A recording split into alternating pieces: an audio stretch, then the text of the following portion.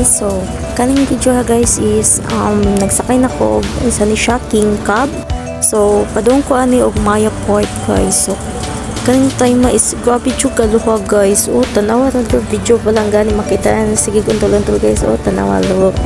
Nice pa siyang weather ganiha guys. So karon ay so wala ambot unsa akong gipangtabian na guys na kanang kuan kuno hay video. So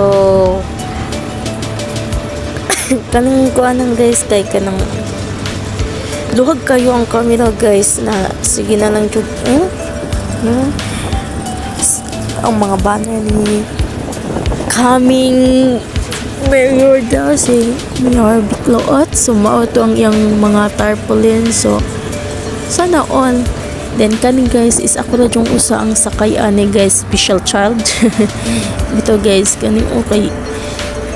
Medyo ano man ni siya taas-taas juning kuana pang gipang storya na ako dira. So ako na lang gi voice over guys. So kani siya guys tanawa. O see kana hapit na ko sa ano guys sa Maya Port. Ka-green kayo sa kuan. So nice jud kayo kung ikaw ra ang passenger. No, tanaw kay mabuhat imong kuan nga. Diba?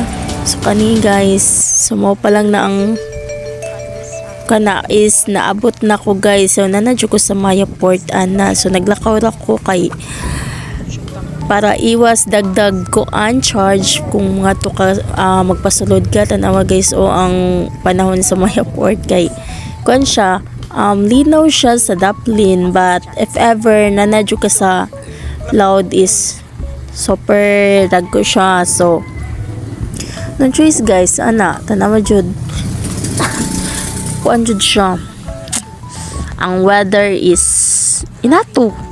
So guys tanawa kanang syag kanang kana nagulang na kadugay pa makalarga oy na gigutom na ang person ano panay video niya wala ito natarong.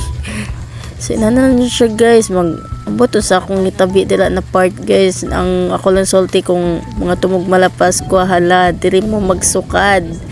So kana guys lingi kung napay sakyanan na nagkuan sa likod.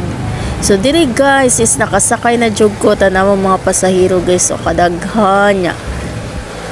Gandoon na lang ang video. See you to my next vlog. Bye bye.